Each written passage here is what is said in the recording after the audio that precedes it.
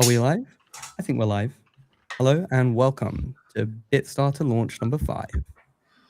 I bring you from London, Mr. Rob Warner, our latest founder, in Portugal, Gustavo Aroso, and somewhere incognito, presumably in the Midlands in Norwich, we have Siam Kid. Welcome. Thank you. Good to be here. So we're starting about 10 minutes late because, as always, we have some AV issues to deal with. This is our 5th launch. We will go through our crowdfund again and show people the web app, how to connect the wallet, and the opportunity that we have with our latest team. This is also our first show with Gus, since he stepped up to be founding partner. And as you'll see later, Gus's experience and background has a direct relevance on Rob's domain experience and Rob's startup as well. So while we wait for people to join us, I'm going to share the lovely Bitstarter web app, where we will get our first glimpse of the new team. Causal outcome prediction for paid ad search, AdTAO. Ad spend is centralized, opaque, and ripe for disruption. And annual spend on Google Ads has hit almost $300 billion. AdTAO is Bittensor's answer to a monopolized, centralized, and big tech-dominated company. This is what the protocol does best, is realign incentives in markets and spaces where they've become dangerously misaligned. We have 3 tracks here. 10% discount for 1 month lockup, 20 for 2 months, 30% for 3 months. The terms, the full crowdfund terms can be found here. We're looking to raise 400 TAO across all 3 of the tracks. The pledging has opened and we are somehow almost 10% of the way there. We're over 10% of the way there now. So before we welcome in our other guests, I just want to give a chance to Siam here, because Siam's relationship with Rob goes back a long way. So Siam, why don't you introduce us to your background with Rob? Yeah, sure. So about 13 years ago, I joined a private entrepreneurs group, and it was full of really lovely and much smarter people than myself. And Rob was one of them. And John, who's not here at the moment, it was also there. So John has been my long-term business mentor. He is like on another level. He the greatest respect for him, and like the best duo I've seen is John with Rob. Now Rob, I don't know any person better at what he does than him, and like he's very humble, but he used to run like a white label PPC company. So loads of marketing agencies would get the contracts, and then they just farm all the work out to Rob's company. And I knew some of these, and they were winning all these massive Google awards. And there was one company that won the best Google. It was actually his company. And so yeah, I cowpill everyone that comes within 10 meters of me. And finally, I'm super happy that Rob is now becoming a subnet owner. And, Fantastic. By set up, run, grow, and sell, I don't know, at least 5 or 6 businesses over the last 13 years. So he does the whole thing. So that's enough for me. Let's hear from Rob. Absolutely. Rob? Yeah, so just into my background, as Siam says, Siam and I have known each other for 13 years or thereabouts now. Your memory is probably better than mine. And my other co-founder, John Davey, who isn't on this stream today, since the early hours of the morning where he lives right now, and there's probably missiles flying over his head, so he's fast asleep doing something useful. So we've been in this entrepreneurs group for some time. I just started a fledgling digital marketing agency, 100% Google Ads focused. Since day one, we were 100% Google Ads white label team, and we grew that to a decent size, to the point where Google invited us into their kind of top tier. They have a little a private club, I'd call it. It's like a private members club where the other 40,000 agency partners that Google have in their ecosystem, they don't get in. They're kind of like somebody gives you the call and says, would you like to come in? And we were in that club. We were the only white label agency of that type in that club in the world, which is pretty cool because they throw money and resource and developers and all sorts of things at you. And that back in those days, Google were relatively agency friendly. And so we built that agency to hundreds and hundreds of clients.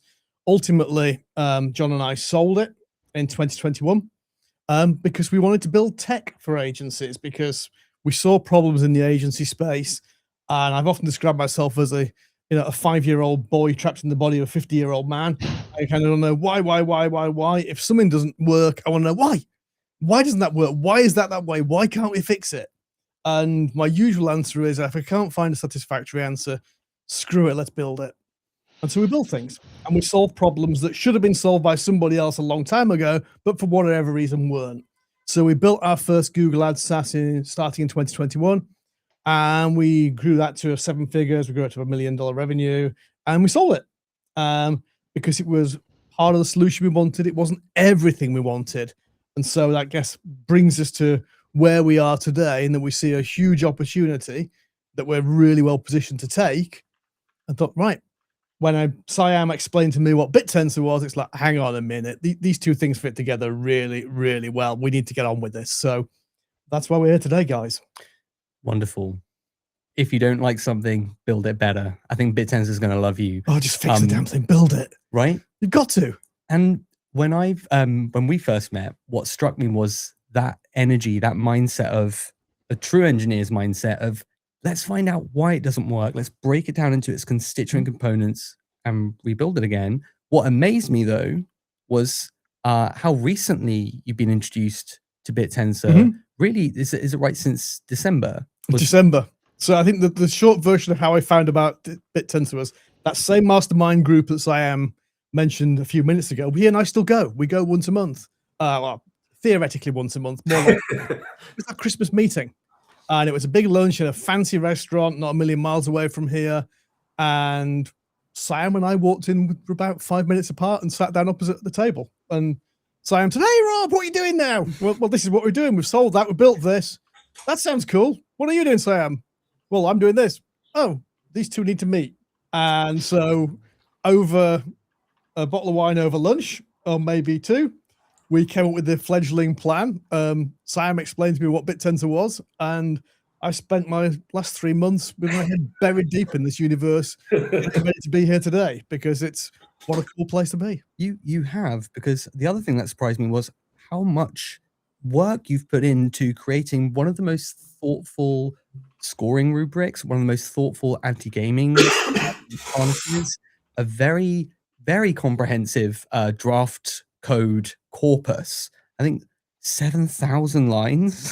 Like a pitch deck and a white paper and maybe a GitHub is usually sufficient. So what took me aback was, wow, given that it's only been 3 months, you've really put really put a lot of energy into this. So what is it about Bittensor that struck you as like, yes, this is the platform that I want to develop this system on? So frankly, it's access to brains.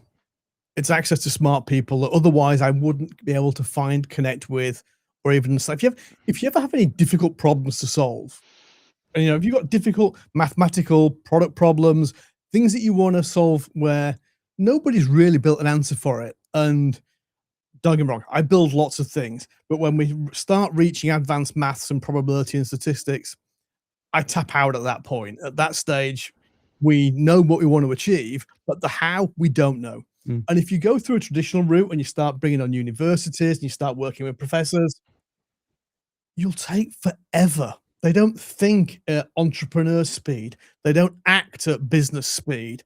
They act at academia speed. And the glaciers will have melted before those guys have got to work and figured anything out. So if we want to bring things to the market commercially quickly, we need hive mind on this. We need multiple people bringing smart brains, smart solutions, working hard for good incentives to solve a problem that, quite frankly, puts potentially billions of dollars back in the pockets of business owners who deserve it, when they get their results from their ad campaigns. That to me says I can't sit on my ass waiting for somebody to figure this out for the next 3 years. We've got to take control. And so Bittensor, as far as I can see, is the only place where we can achieve that. A pretty unique environment, and hopefully we can mutually all benefit. Once you see it, it's hard to unsee it. And no matter how many cracked devs and engineers Google has, there will always be more outside of the company than within it. Yeah, Bittensor is a way of harnessing that. Absolutely. So, speaking of smart minds, we have 2 more smart minds who I've selected specifically for this conversation, primarily because what you're doing hasn't really been done on Bittensor before at all, but also Bittensor has traditionally not had too many subnets and applications that are directly for enterprise marketing and for business development. We have 2 such subnet owners joining us now, one of whom went through DSV's funding and has since become one of the most best loved and best known subnets on the protocol.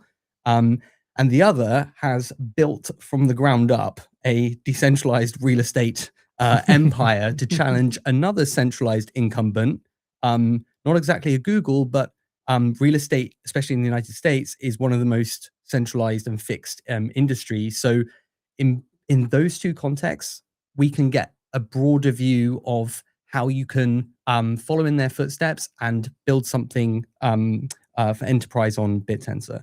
So without further ado, I bring you 2 of my favorite people. Mr. Gavin Zaints of SN73, the lead poet. Hey, Gavin.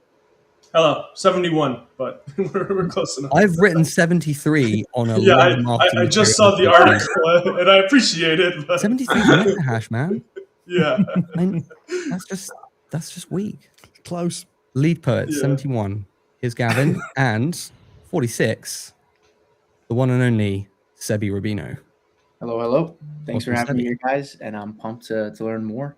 I see that the pledge is already filled up. So congrats, one, and I look forward to diving deeper. Fantastic. Likewise. Thank you. Appreciate you taking the time to be here, gents. It's much appreciated. So we have 2 of the best subnets that have disrupted traditional industries and shown how you build B2C and beta enterprise on Bittensor, the first B being Bittensor. But I want Rob to have a chance to really walk us through what he's created already, because I think it's seriously impressive, and I'd love everyone's opinion on it, because we have a lot of smart minds in the room now. So now's the time to show our audience, our pledges, and each other what Bittensor is made of. So if you want to share your screen, I will stop sharing mine. So we have a deck that will walk through. All right, are you seeing it? It's coming very shortly. There we are. Take it away. All right, so we thought we'd start with being subtle here by describing this as the best AI-powered Google Ads business in the world. And there's an important word on that slide, which is business. We're not saying the best Google Ads SaaS in the world, or agency, or service provider. We're saying the best business. And you'll see why as we go through this, because there's more to this than just building clever things. Commercial reality matters. So let me see if I can change slides without. All right. So here's just kick us off. What we're aiming to do is build the best AI-powered Google Ads business. And we're pretty uniquely positioned to do it. We spoke before as I came onto the show about my background with Google Ads, with building our agency, with selling our agency, with building Google Ads SaaS, with selling that. And now we're bringing together those 2 things and some new stuff and Bittensor. It's kind of like a combination that, with a couple of other things I want to share with you in a few minutes, give us quite a unique position to tackle this. So let's just start by looking at how big is this thing we're playing with? What are we actually engaging with here? Because we're all aware of the world of AI right now. We're all aware of what's going on in terms of, you know, ChatGPT, Claude Code, all those kind of things coming in. And there is a bit of a perception that maybe that's a problem for Google. Let me just address that before we go any further. If you were to listen to some of the people in the universe, they'd be saying, oh, Google search is dying. Well, actually, their ads business last year did $291 billion in 2025. And that's with the rise of all the AI. And it grew 16% in the year. Now, 16% growth in a mature business, I think there's many mature businesses will be delighted just to get any green number on there, let alone 16% double-digit growth. So we're dealing with a market that is, despite everything going on, still growing significantly. And if that's the background in terms of the market that we're addressing, every one of those, let's not forget, real money leaves real business owners' pockets, from the biggest companies in the world to the smallest. And the reality of this is that our profession, Google Ads management, hasn't really changed very much. Why do I know that? Because apart from running my own agency, I've spent a lot of time training other agencies, putting processes into other agencies. They hire me to work with them to get their teams up to speed. And we've trained hundreds and hundreds over the last 10 years, and one-to-one, quite a few in the last 3 years. So I know what it looks like because I speak to these people daily. And the reality of it is, you've got some version of a dude called Jeff. Now, Jeff might be at home in his bedroom, he might be in an office, he could be anywhere. Jeff will have a portfolio of clients to manage. And depending on the size of those clients, that might be 5, it might be 50, or anything in between. And what actually happens is Jeff picks your stuff. If you're the client spending money, it might be once a month, it might be once every 2 weeks, it might be once a week, depending on what's going on. But it isn't continual attention, it's periodic. And when Jeff makes changes to an account to make them better, he's working with tiny, infinitesimally small data sets. Let's take an example of a dentist.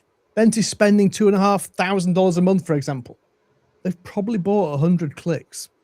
Now you tell me what data you can work with 100 clicks. There's no statistical value in that. There's no meaning to that. You're working on guesswork and gut feel. Every PPC pro you'll ever come across will tell you they're data driven. Sorry to pop the bubble, it's bullshit. They aren't. It's just not, because it's difficult. They end up eyeballing stuff. So Jeff will be doing this. He'll take the money, and in reality, he'll pick up the phone. He'll do something when you scream. I see so many people going, what am I working on today? Well, who's screaming loudest? Who's a flight risk? Who is a churn risk? And sadly, given it's an industry I've been part of for the last 10 years, I'm embarrassed to say that that's reality. It was a reality 10 years ago. It's still the reality today. Working typically with manual processes, working with spreadsheets. And these guys have to stay certified. It's a thing people expect. And Google partnership, Google certification, guess what? It comes with strings. And those the certification doesn't say get the best result for your client at all times. The certification say do the things that we want you to do at all times. And guess what? They're not always in the client's best interest and are frequently absolutely against the client's best interest. So I often describe it, it's like asking the IRS to do your taxes. I mean, it's just not the best idea. So we're living in a world with AI now. Can AI beat Jeff? Of course it can. It can do things in check every 2 minutes if you want it to. It can look at every metric. The technology is not really there in many ways to do lots of good stuff yet, but it's getting better. Put it simply, Jeff's going to be toast. All the Jeffs around the world doing low-value manual work are absolutely fried. AI, over the next 12 months, will eat them and eat them alive 3 times a day. So here's the kind of, let's talk about the elephant in the room, because it's there and we know it's happening. Every conversation I have on a regular basis, people are saying, but isn't ChatGPT going to kill Google? Isn't Claude going to kill Google? Well, I can give you 291 billion reasons why not. And they're not stupid people. I looked at this number before. They reckon 10% of Google's workforce of 180,000 are PhD level staffers. Now, I'm willing to bet that 18,000 staffers with PhDs and essentially unlimited resources can find out a way to kill a startup or survive and thrive in that environment. Because when you look at that, their ads business alone would make them the 51st biggest GDP economy in the world. That there are European countries with smaller economies than Google, and if we look at how they defend that, if they need to spend money, if they need to burn, you look at how other people are borrowing and having to raise investment. They've got more money in their bank account than Canada. Let's for context, that's the size of their war chest if they want to fight and win this battle, and they've got 291 billion reasons to want to win it. So, will things change? Absolutely. Will the models change? The formats change? Will how ads are presented, how ads are delivered change? Completely. We expect that. But will that beast called Google die? Probably not. So, why do we say we think we've got the perfect Google AI ads business? Well, I think you need, number one, you need somebody who understands it, and without wishing to appear immodest, I've kind of been there and done that, and have people around me who've also been there and done that. But lots of people can say that. But you need to be able to make sales. We know this. We don't just live inside Bittensor. We live in the real world where we have to win customers, we have to win business, grow, raise cash flow. Well, John has done that many times over. I'll come through his CV a little bit in a minute. But he's done that. He's built some seriously big businesses and had some very successful exits. I've built an agency. I've sold it. I've built and sold 2 Google Ads SaaSes. We've been there. We've got the experience. But we're not unique in that. And we know that. We need more. So what makes the difference? Well, difference number one is clearly Bittensor. This is bringing the flamethrower to the knife fight. If we can harness some of the smartest people in the world to work out a prediction model and answer one question that's simple to state but very difficult to do is, given a Google Ads account, if I make this one change to it, what will happen to that account in the next 30 days? That's a really difficult question to answer. That's why the Bittensor community are being called into action to help us answer that question. And without going through all the technical stuff on there that you can read for yourselves, we have everything we need to be able to activate in that world and get smart people working with us. I'm very, very interested in this because it was one of those problems that I always thought would be intransigent to being programmable and composable. But then having seen what Lead Poet have done, for example, where they've taken something like lead generation, which really feels like it's either going to be an art or a terrible science whereby you just get awful volume. They had a very successful product launch this week, and by all accounts are going from strength to strength. So when I see on screen prediction is verifiable, business goals actually, they can be measurable and verifiable if you're able to structure them in a certain way. Exactly. So exactly that. So let me move to my next slide, and hopefully it all will become clear. And it's simply not the next one. So could anybody else do this? Well, they need a couple of things that we've got uniquely that answer what you've just said, Chris, which is, first of all, you need access to a lot of data.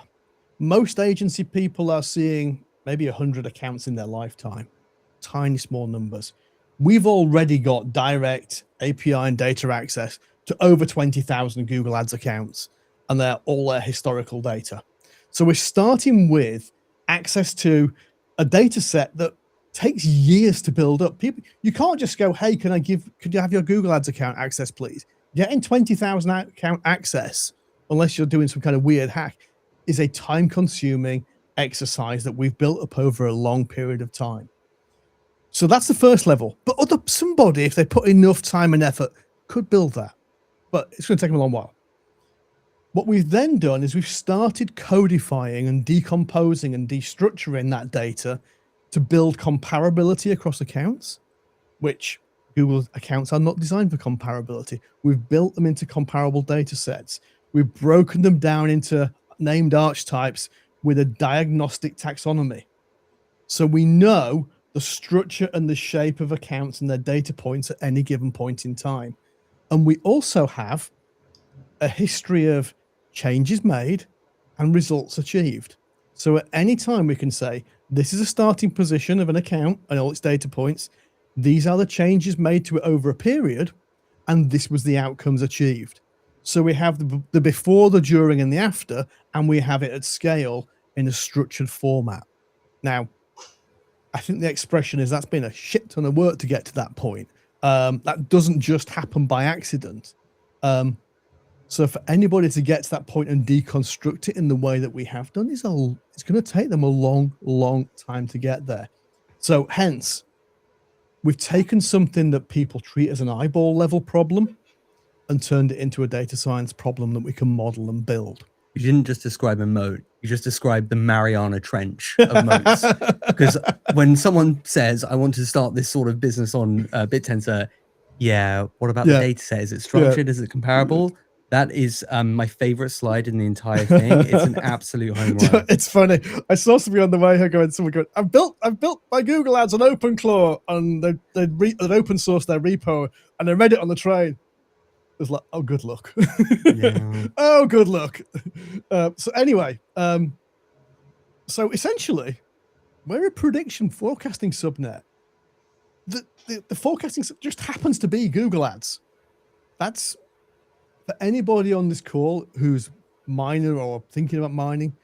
Think about this as a mathematical prediction forecasting problem that just happens to contain Google Ads data. It is not exclusively a Google Ads problem. That's just the surface of this. So we can, and we hope to attract a really broad church of people with smart backgrounds of very different places who can bring the data skills to our data set, because the actual contents don't matter. It's been codified sufficiently that your models, your processes can work. So, this is almost like a hypothesis. last couple of bits. Who is this? Who's done this? It's the engine. I already talked about me a little bit. I didn't think you needed another picture of me. You've got to look at me long enough on this live stream. Sorry about that, folks. On the right-hand side of the screen, John Davey, my co-owner and advisor, and Siam's mentor, serial smart guy, has just been around, built, sold, scaled businesses for fun. And when I say for fun, I mean, it's something that just gives him a massive kick doing it, and has been along with us since the very early days and part of this ride. So John and I have already had 2 exits together. We've built 2 successful businesses together. And we needed more boots on the ground for this as well. So James, when we came to start building some of this stuff out and we're actually going back into tech again, I said that I had the opportunity to train and coach teams for Google Ads. So when we needed somebody, my natural point of call was, who's the smartest person of all the people that I've coached over the last 2.5 years? Let's go and hire that person. So we brought James in. That's how I ended up with Gus. It was, who's the smartest person who works hard and is committed, who's approached me on Bittensor in the last year? It's him. So validated strategy. Exactly. It works. And it's been a great journey so far. So what I don't want anybody to do is leave this call with the impression that somehow this is a theoretical exercise. This is not a mental white paper. This is a real living business. We have a live product. We have living customers. We have currently around 40,000 a month in revenue and growing quite quickly. For example, we just signed up a 60 location US franchise group, and we have more coming to us already. So this isn't just a theoretical, does it work? We already know it works. The tools we've built work. The business processes we've built work. Plugging in Bittensor and the forecasting capability into this answers the question that we can't answer today. Today we can say, what are the problems? What are my options and my choices? And we pick the best we can and execute. But that's not done with a degree of predictability. And we certainly can't predict impact. As we get Bittensor really humming, then we can predict impact. So we're not a white paper, we're an existing business. And here's how we work in the real world. We work in 3 different ways. So we offer managed services. And the key thing there is we run our own software. We do it like anybody else could do it. The difference is, and the reason people like franchises hire us, is responsibility. They don't want it in-house. They could push the buttons, but they don't want to push the buttons. They want somebody owning the responsibility for the outcome. And so we take that on in the same way an agency would traditionally take it on. The difference is an agency has an army of people delivering service to varying degrees of quality. We push the button, the machine does the heavy lifting. We have software margins on agency prices, which is a very good place to be. We then have our agency gain share model, where we work with agencies. We've got our first one going at the moment, where we look at their agency and say, hey, you got 5 people on your PPC team. You probably don't need 3 or 4 of those. Maybe keep 2 so you've got some redundancy. But we will take that cost out of your business and give you more capacity and higher quality deliverables for your clients, but we'll share the proceeds with you. So we share the upside. We don't just go, here's a software buyer license. We will share it, and we work with them to implement. And then, of course, some people want pure software. That's their model, and that's fine. We can do that as well. So we have routes to market for different levels of the market and what they need, and we can execute them really well. And will be shortly. We're working out the details of this at the moment. This isn't straightforward, so I'm not going to say it'll be launched on the 17th of the month. I don't know. We're working through the details. It's a bit tricky. But we're also going to be introducing introducer fees. So for those of you in the community who have relationships, who have people running Google Ads, be it agencies for clients or end users themselves, bring them to us. We will happily reward you with our alpha. And we will be supporting our alpha going forward. I think it's really important to make that statement up front and to be clear to the community and setting some expectations. We will be using revenue to support alpha. Our view is very simple. If Bittensor is our moat, we want to make the deepest moat that we possibly can. We want to support the community, pay the miners, and get the community involved as much as we possibly can and deliver really good returns. So we will be supporting it. Exact numbers, we don't know. We're working through that because we want to grow cash to grow the business and to keep the business humming along as fast as we can, but also not compromise our ability to support the alpha as well. It's a juggling act. We don't know quite how the line's going to work out just yet, but all I can do is sit here and make the commitment, but that's the direction of travel that we're going on. Chris, that's all I have to share today. I hope that was vaguely useful. Thank you, Rob. Bittensor, you watching? Are you watching Bittensor? I think we just saw something very, very special, which was a near perfect pitch. It is so exciting when you find a brilliant new founder and you see that they get the protocol and then they hit it out the park. So I was going to check in on how the crowdfund was doing, but I suspect, yeah, let's have a look. How did Bitstarter react to? Oh, yeah. Kill the headlights. Put it in neutral. We have got 2 minutes. 400 TAO in. I don't even want to know how fast that was because 2 minutes. I imagine it was somewhere between your second and third slides. Speaking of which, I want to open it up to the floor now because I want to get Gus, who's got a background in advertising, and Siam, Sebi, and Gavin in. So if you don't mind, in fact, no, I'll share the slide that I think. I'm sorry, did you want to back on? Oh, I can put it over here myself. Oh, there you go. And I just want to give a nice springboard to some of the conversation. I want to open the floor to questions now because you've said a lot of interesting things and we have lots of Bittensor's best minds here to drill deeper. So opening the floor, we've got the how the subnet works on a really high level here. I'd be curious to see how people think this fits into the protocol and how subnets traditionally operate. Totally. Well, I have a couple questions, but wanted to say, yeah, an amazing presentation. Clearly have a wealth of experience, and really glad to have you on the network, and also someone else, in the marketing sales world, because I can count them on one hand that we have, and it's great to have more of those type of businesses get involved on Bittensor. So yeah, so just kind of based on this exact slide, I was curious, I guess, will the miners be producing, let's say, a model, giving you the model, then you run that to see the results, or do they have access to the data? How do you, I guess, envision just kind of that, the system functioning, on the back end? So we're working with Tensora on that. So they're our advisors in terms of the model, and they've been extremely useful so far. But what we're basically doing is we were providing data sets, and we obviously provide sample data sets of the before data and the status. They will run the model. Tensor acting as validators will then validate that output, and we can obviously publish leaderboards from there. So that's currently the way it's going to be going. The exact microbits as to exact how the details were, I'm not 100% sure, but that's where it's going basically.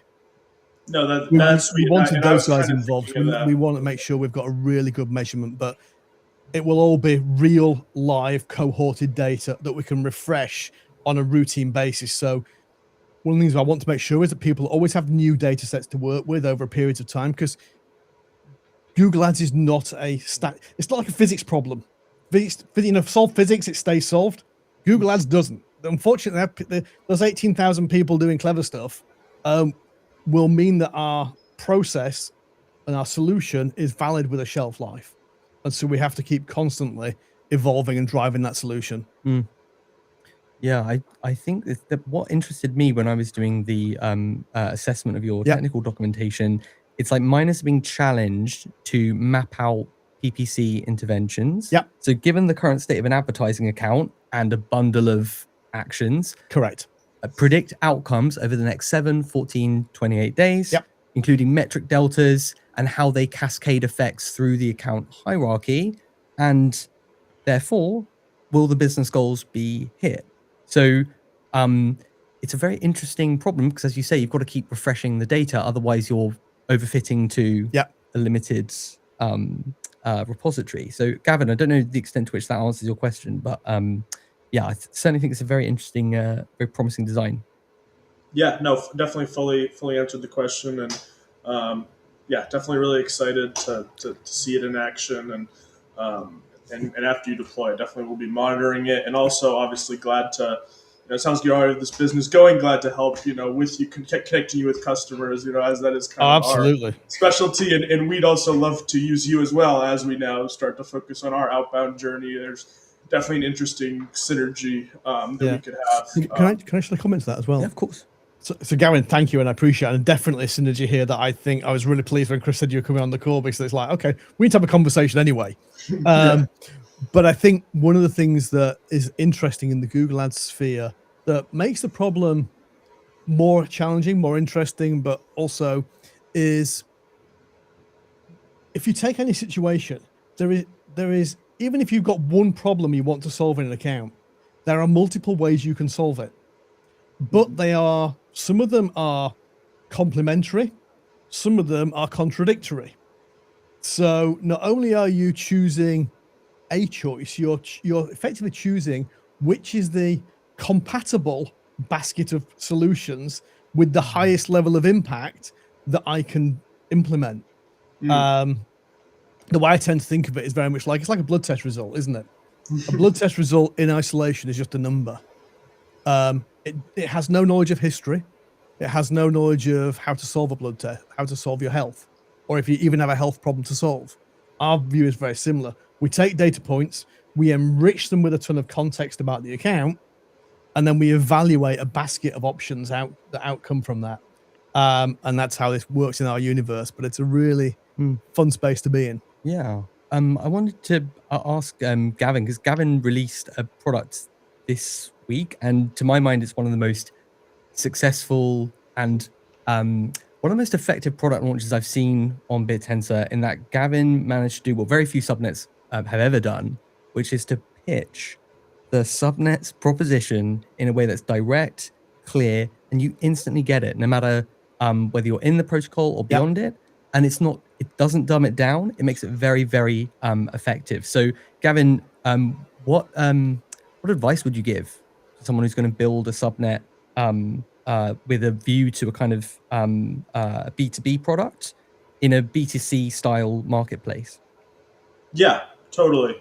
Great question. I mean, it seems like Rob already has a wealth of connections, ideas, and you already have customers. So don't want to think that you don't know any of these things. You probably do, but bring them on, please. Yeah, what we saw a lot of success with was a lead magnet strategy. Just gets a lot of interaction, gets a lot of people interested, providing a little bit of value in exchange for people kind of propagating that messaging.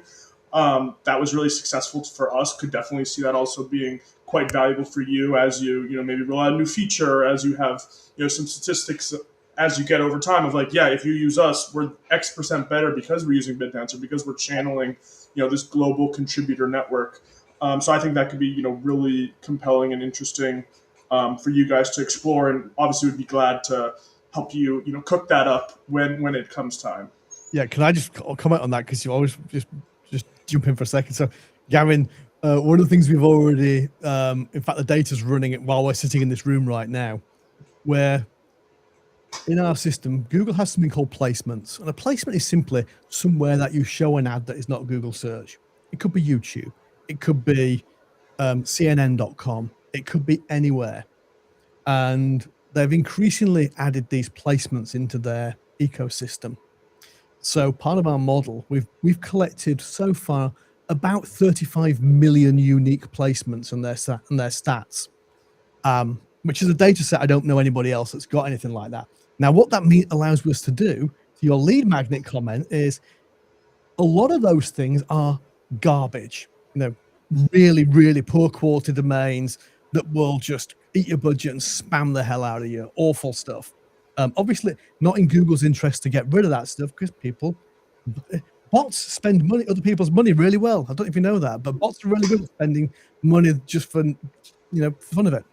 So we're already modeling lead magnets, saying, hey, if you've got let's say domain extension .click, that infamous, really reliable domain extension, if your ads are getting clicked on .click domains, here's what's likely to happen. So we've modeled that, and we can give sample data as lead magnets and go, okay, here's 10,000 of them that you want to block. If you want the other 35 million, you need to come and talk to us. So we've modeled all those kind of things that we can have interactive lead magnets and deliver a ton of value. So Gavin, I think you're absolutely spot on the money. We're working on it programmatically at the moment, and we'll see when the data comes out. Yeah. I definitely want to go on to the size of the market and the opportunity here, but I want to bring in my main man, Sebi Rubino. Sebi, talk to me. Yeah, wow, I'm very impressed, Rob. Congrats on the prior success, and I think that you have something that will essentially be a next step, new heights for what you're doing, especially with this type of build. I'm somebody who's run an advertising agency in the past, right? I've put food on my table. I've paid for rent by running an ad agency, and you're 100% correct that you basically pay for somebody to be responsible for a thing, and you pay for somebody to show up like once a week or once a month and just makes minor changes. Now, I'm all about the reason why I'm in Bittensor. It's like positioning, right? And we're positioning as founders for this future world that is not here yet, but is needed today. And I think ads are going to be extremely disrupted, right? This is a long preface that will lead to a question, but that future is going into chat interfaces, and like you said, you saw somebody using OpenClaw to run their advertising. So my question to you goes something along the lines of: are you selling this to agencies, right? You said you were doing essentially that type of sale for a past company, or are you selling this directly to companies so that essentially they can have their OpenClaw, but actually correct, right, and not a good luck? Yeah. So the answer is yes. Both. Well, okay.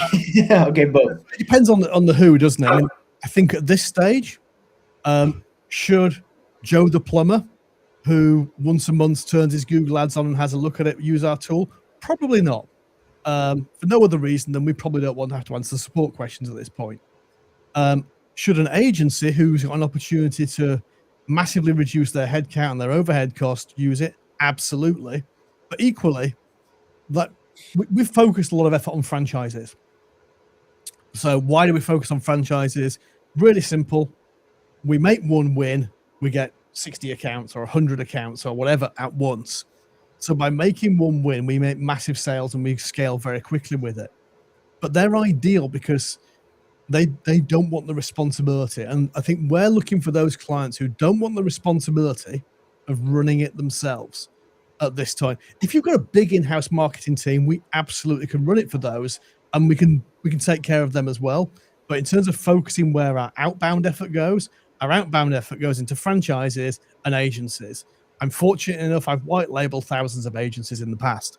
I have relationships with many, many agencies all over the world. So for us to make them a proposition from a position of trust and, I get hopefully reputational goodwill that I've built up over a long period, we can open doors into those agencies because I'm essentially selling you free money. Going, hey, take our tool, your clients will get better outcomes, and we'll share the upside with you. I think that's a brilliant question, Sebi, and I've seen so many subnets produce a really incredible competition that leads to a product, that leads to a market that doesn't want to buy that commodity in that way because something in the final mile wasn't quite right. It just wasn't the way in which they were accustomed to procuring that service, or it wasn't packaged in the right way. It wasn't served in the right way. So thinking backwards from the end user, even if it's two different types of end users, is really smart. And at the beginning, when I introduced Sebi, I said, Resi is, taking on the real estate market is really centralized. I can't think of anything more centralized than Google Ads. Google and Facebook accounting for like 90% of, or if not more, of all digital ad spend. Yep. I think we've lost sight of how weird that is, or how monopolized that is. Gus has been working, or used to work, as head of programmatic advertising, and knows this industry and its size and its character more than most. Gus, what's this market like? Well, when I was first pitched the idea, my immediate thought was, can I get a referral fee? Because then I'll be a millionaire. So obviously, having worked 6 years in the iGaming/crypto industry, both agency side and operator side, I've struggled, with both sides. I've had incredible professionals, and I've had Jeffs, right? I think that Rob kind of underplays how bad Google Ads support is, because in the end, all that they want to do is make money. So you have a problem with an ad, the solution is, well, spend more. The conversion rate isn't as good, well, then the bid needs to be higher. It's never a problem with the platform itself. It's always a problem with you, and you need to spend more. So my initial reaction was, we can obliterate the entire market, right? Because if we have data sets of, I don't know how many industries you've been in how many agencies, that will probably accrue to millions of data points. These millions of data points are actual signals that we can use to leverage information. Now, I've managed over 2 million euros a month in ad spend. And while I was working agency side, that is usually somewhere between 3 to 10% of what the agency makes.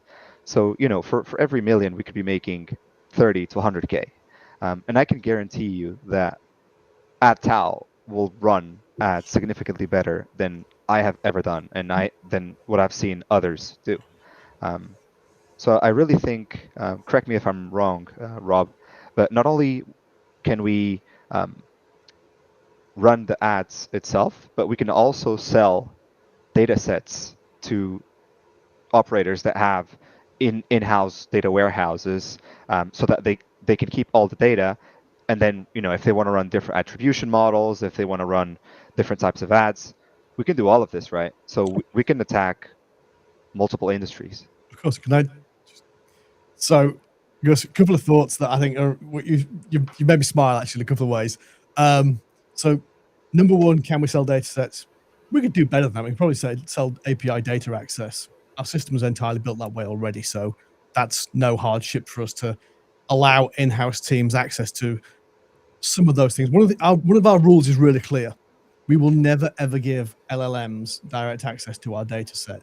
They only ever see the edge that they need to process if we use an LLM for anything. So our data is very much air-gapped from just about the outside world, other than the tiny little bits that we need to expose. And you go, okay, of my, let's call it 15 billion data points, you can have these 10. Process those 10 that you need, but I'm not showing you the rest. So we're not paying to train. I'll be paying to train ChatGPT here. But a couple of things you said there. So API access and data sets for big spenders, absolutely. That's a bit of a no-brainer, because we can codify their data better than they can, and in ways they can't do it. The second point that you raised legitimately about Google, and I'll say something that's it's the weirdest thing ever. It's the only time I've ever worked in an industry where the biggest supplier in the industry actively works against the best interest of its customers. I feel if you tried that in anywhere else, you'd have a very short business life, but yet in this industry, we kind of accept it. I mean, this is how stupid it is. You buy a click on Google. What you say is, I'm prepared to pay $5 for a click. Google will say, okay, thank you for that. We will take your $5. We may spend 10 because we have rules that says we can spend 10. We may show your ad for something you asked for, but more likely we'll show it for something that you didn't ask for, but is vaguely related to it. And we'll probably hide the data so it won't tell you what exactly you bought, and we won't tell you exactly how much it costs until after the fact. Good luck. You try that in a shop. Try walking into a shop and see if you could do that. It's an insane place to be. I described it. I was on stage at an event roughly this time last year, actually, a PPC sort of big shindig. And I described my second slide in a room that include Google staff was Google's adversarial architecture. I described it as. And I kind of pyramided up the layers of redaction, obfuscation, and just general difficulty in their ecosystem, all designed to make people like ours jobs difficult.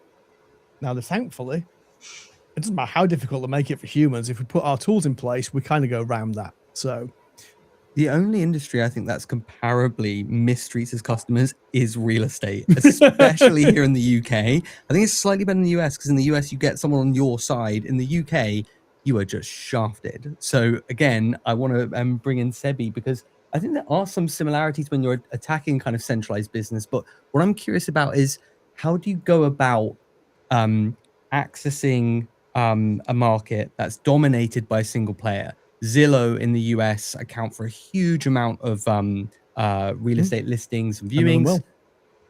And Google obviously dominate ad spend. So I want to bring Sebi's opinion in here about how you go about framing it, the risks of overfitting, and then the way in which you can use Bittensor advantageously when you're attacking a market like that. Yeah. Well, I think the simplest way to think about, attacking what centralized players are doing is on an idealistic and principles-based organization, right? So, for example, in real estate, we have Zillow, we have all these mortgage companies, but then in crypto we have Figure, right? So you can start to see a spectrum, right? Not everything with Figure is open, right? But they're using blockchain and aggregating capital in a decentralized way, doing a new thing in a new way to do an old thing. Doing an old thing in a new way, rather. Geez. And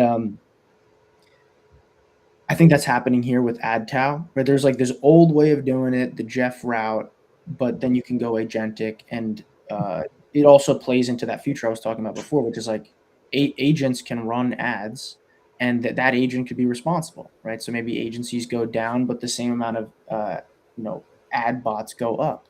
But back to the point of how do you change the way that the an industry operates? It's create a network that provides the same outcome. Hey, you want to make money? Cool. Well, you're going to run ads. These are the ads to run. These are who to target. And I'm assuming this is how it works on a customer level. I have this outcome. This is our offer. Here's our account. I don't even have to tell you what worked and what didn't. You'll know. We need two things. Yeah. What's your budget? What's your goal? Right. So with those things, you then have some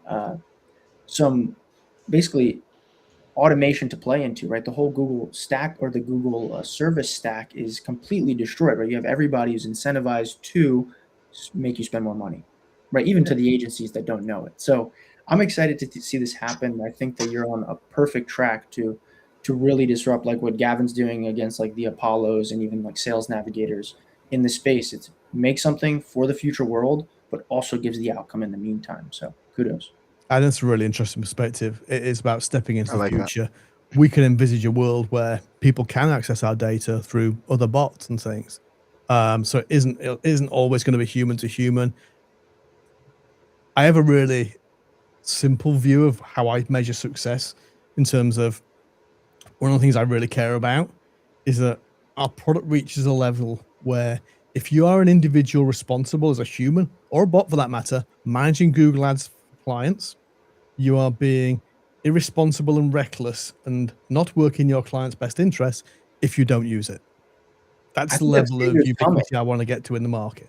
I think it's inevitable, right? Even people with we're starting to see this stuff with real estate, which is like your biggest investment of your life. And people are like trusting AI more and more and more. Every week there's a new article. With advertising, it is quite a binary, right? Did I make money? Did I lose money? And then also there's like how much, of that ROAS. But at the end of the day, especially with these like Ralph loops everybody's talking about, especially you can create this loop where you're like, okay, connect to ad tech, connect to say Google Stitch, or maybe this is a bad example for like graphic placements, but for text, it's the simplest starting point. So then it leads me to the question, Rob, of you talk about the data that you have on Google, and that's fantastic. Facebook and even TikTok have their own, what is essentially like an ad library, right? So that data is available. Maybe not the, micro data points, like how much ROAS did this, produce, but you can assume some things from how long those ads stay alive. My question then becomes is, what you're doing is optimizing text type of advertising outputs, right? For PPC. Okay, go into that. So we're currently optimizing a Google Ads account. That may include YouTube ads. That may include image display ads. That may include text ads. And likely all of the above. I would say our current state of our tech leans more towards the text-based stuff, but we're just kind of expanding that. And the things like the shopping feeds, we expand our internal structures. Our data set historically tended towards service-based businesses. So we've got more of that data, and that's why we're leaning that direction. But we'll just keep expanding that. So we get more retail customers on, we get more of the, other markets like the gambling markets that Gus was talking about earlier, and the casinos. So we can bring, we just keep expanding. As far as we're concerned, as the data is codified, we just expand the coverage and the tool set we have internally within that. But you're right. I mean, the actual, so you mentioned Facebook's ad library. So, side story, but directly related to that.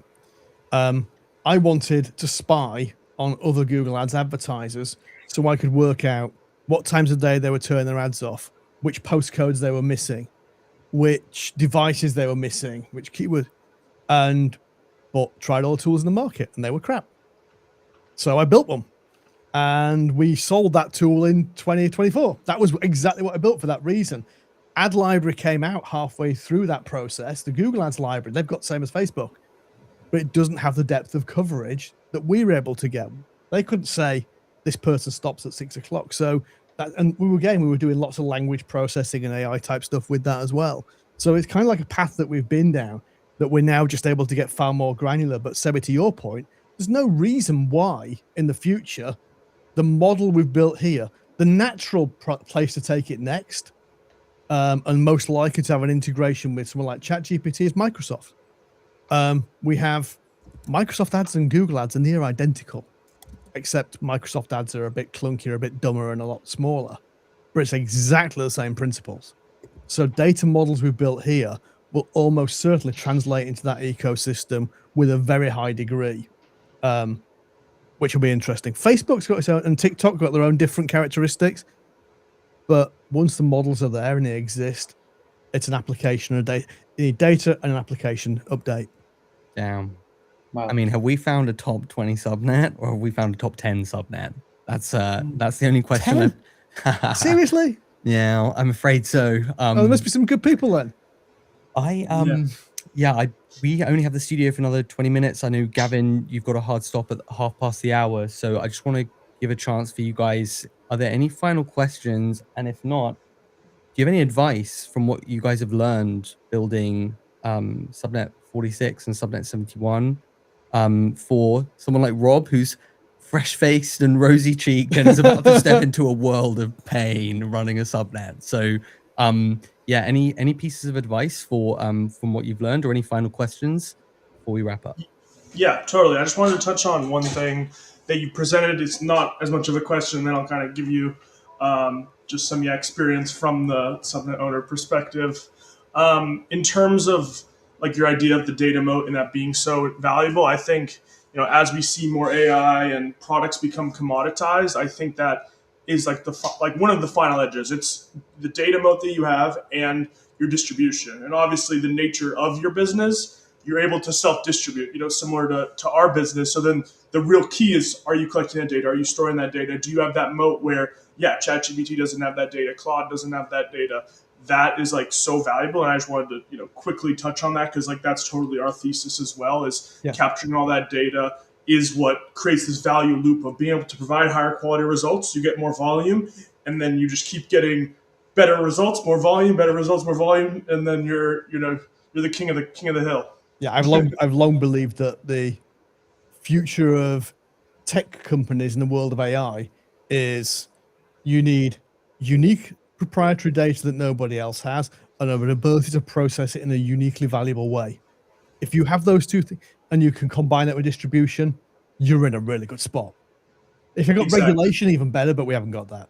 Yeah, no, exactly, and yeah, I think it'll be a great flywheel for you, and excited to see that happen. It already sounds like it, you know, has happening. I assume Bittensor, you know, will compound that for you, and then yeah, just in terms of like, you know, the subnet owner experience, obviously everything works smooth. Then you put it in live, and then the miners will break it. You know, luckily you have Tensor on your side, which will, you know, forecast a lot of that and, you know, help you mitigate that before launch, and then also as stuff comes up, you know, I definitely think they'll be great to have, you know, in your corner on that. I'll also offer, you know, my advice, or, you know, your engineer guy, he can also reach out to me, Pranav, the CTO. You know, glad to really elevate anyone that's choosing to come to Bittensor, because you know, it's not going to be as easy as just like building your own business, and I know you know that, but like that's why I want to help anyone that's trying to join to reduce that friction. You know, similar to what Chris is doing with Bitstarter, just reducing this friction to people joining the network. I think this is like the core North Star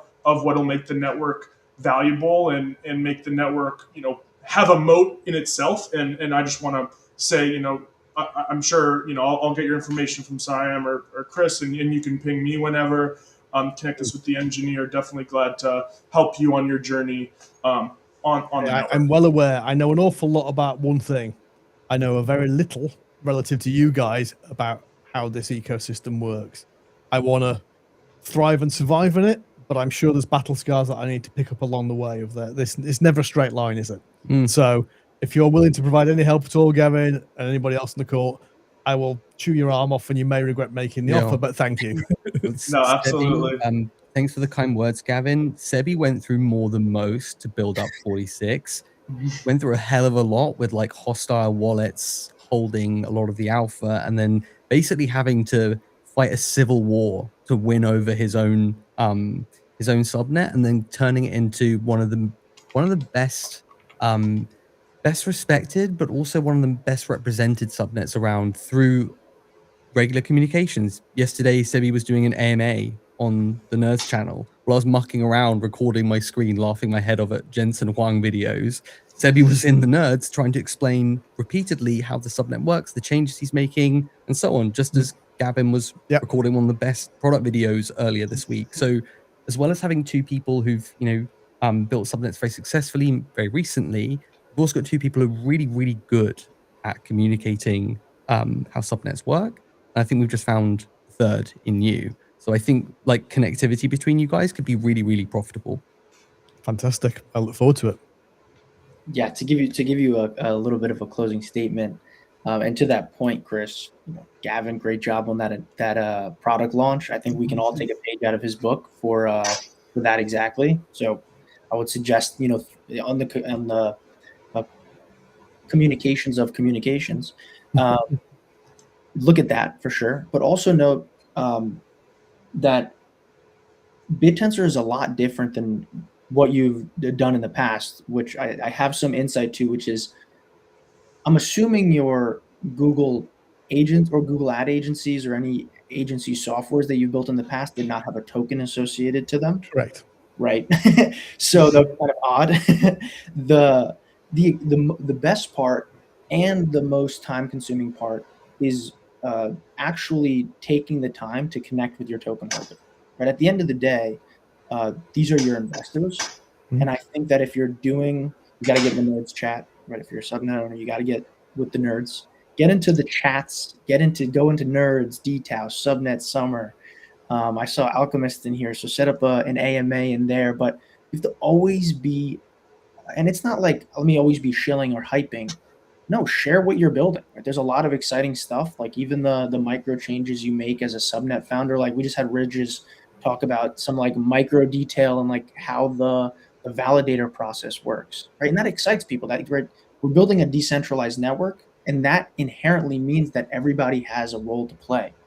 Some of that is building it and funding it, you, and everyone else who's buying the tokens. But then it's also communicating that. So I would definitely lean on your community. Have one-on-one chats. I like to have a one-on-one chat with a token holder every day. So whether it's a big holder or a small holder, there is value there. And then furthermore, when you have those conversations and you build those, I mean, you just got a ton of new holders, so I'm sure you get in touch very easily. Apparently. But yeah, as you do that, you will see that more content will be posted about you. When somebody says something, and inevitably it will happen, bad about your subnet in a chat, somebody will be there to back you up. And it's goes back to the point of we're not here building businesses, right? You know how to build businesses. That's phenomenal. And I think that the next leg up is now you're building a network, right? And that is the whole essence of Bittensor is a network of sub-networks, right? We are simply networks. We can make sub-networks as well, and that's always suggested. But yeah, that is my point. You are a network now, and you have investors now with the token that is liquid. That is a very important part, right? Because you can have liquid investors. And like Gavin said, I'm a resource to you. My team is a resource to you. I'd love to get on a call and see how we can support you. We have some things working in the background and how we help subnet teams, and I'd love to share that with you on a private call. I very much appreciate all of that. Thank you. And I'm well aware, this. Hey, people on this call are coming and putting their hands in their pockets and making investment decisions. I understand that, and I understand the responsibility that comes with that. Now, if you're a relative introvert like me, that's a difficult thing to do. But I understand the value of it. I understand the need for it, and we'll find a way to make really good communications and keep that communication flowing and keep it open. Because apart from anything else, we move at pace. We move at good pace. We get things done quickly, and I want to be able to share those things with the world and take the knocks, take the hits when we get something wrong, because we will. But let's do it with the best of intentions and try and set things off the right way. I Beautiful. love hearing both of you say that and your receptiveness to it, Rob, because I said it once and I'll say it again. Networks will outcompete businesses. They just will. Network effects that you experience in something like a Facebook are nothing like the kind of network effects you can get from a network of networks that is constantly incentivizing the best incentives and the best structures for growing that network sustainably. So it takes a village. It's really, really hard to run a subnet compared to a startup. And the only way you can really do it, as Sebi says, is find your people, find your advocates. And for the people watching out there on Bitstarter, whether you got to pledge or not, you're doing it. You're part of it. You're part of a better way to launch subnets on Bittensor. And that's the new lifeblood. That's the new energy. The better we get at launching teams, the better their trajectory goes in the early days, we can have a serious impact on the network as a whole. If we keep finding founders like Rob, so much the better. So thanks for joining. Guys, feel free with any concluding remarks. I want to give particular thanks to Rob here, who has handled it like an absolute pro, which he is. And at the short notice with which we managed to rename the subnet, which I can reveal is, oh, in fact, no, let's let Siam reveal this. Siam, what subnet number is Robin? Siam, can you hear me, Siam? He's writing on Telegram, so I assume that his Ah. Starlink isn't doing very well. Fantastic. Well, let's give the honor to Rob then. 21. 21. Subnet 21. Beautiful. And I will just say as well, we're Subnet 21. Please be patient with us. Please, this is a new universe. It's a new experience for us. We're stepping into something we've never done before. And come with good intents, but please bear with us and be patient. We want to learn. Sorry, Rob, it was too good a pitch. No one's going to be patient with you. Everyone's going to be when moon. If you wanted them to be patient, you should have dropped the ball a hell of a lot more. So, the work stuff we can do. It's a community bit we need to learn. well, you just made your first big step because we have pledges, we have a big audience, we have Sebi and Gavin, Gus and Siam. Thank you all. Thank you, Bitstarter. Thank you, Bittensor. This is Bitstarter launch number 5. I'm Macrozak, and I'm over and out. Kill it. See ya. Ciao.